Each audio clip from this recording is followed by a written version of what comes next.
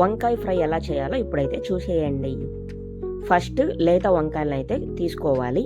ఈ లేత వంకాయలకి ఇలాగా కట్ చేసుకున్న తర్వాత, ఇలా ఎందుకు కట్ చేసాము అంటే పెనం మీద వేసిన తర్వాత అవి ఎగరకుండా ఉండాలి, అలాగే ఏమైనా పురుగులు ఏమన్నా ఉంటాయని చెప్పి ఇలా కట్ చేసుకుంటే మనం చూసుకోవచ్చు అనమాట. ఇదైతే మెయిన్ రీజన్. ఇలా కట్ చేసిన తర్వాత ముందుగానే పోపు అయితే పెట్టేసుకోవాలి. ఆ పోపు వంకాయలు రెండు మిక్స్ చేశారంటే మాడిపోతుంది. అందువల్ల పోపు అనేది డివైడ్ చేయాలి. అండ్ దీంట్లోకి మేమైతే రెడ్ చిల్లీ, ఆ తర్వాత గార్లిక్ అండ్ ఎండు కొబ్బరి ఈ మిశ్రమాన్ని మేము మిక్సీకి అయితే వేసుకున్నాము. అలాగే దీంట్లో సాల్ట్ అయితే వేయాలి. ఇదైతే స్పైసీగా సూపర్ ఉంటుంది. ఈ కారము వెల్లుల్లి కారం అని చెప్పి పిలుస్తారు.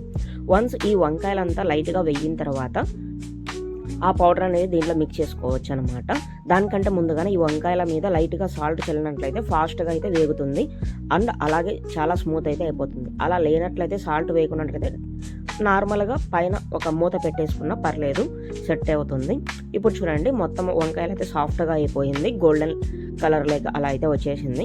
మీరు చేత్తో పట్టుకొని చూసినట్లయితే మెత్తగా ఉన్నట్లయితే మీరు తినగలుగుతాం అనుకున్నప్పుడు ఇలా ఫైనల్గా ఆ పోపు పెట్టుకున్న ఆయిల్, ఆ తర్వాత ఈ పౌడర్ని కలిపేసుకొని తినేయచ్చు అనమాట. దీంట్లోకి పెసరపప్పు అయితే బాగుంటుంది, మూంగ్ దాల్ పప్పు, సప్పడి పప్పు అని చెప్పి పిలుస్తారు.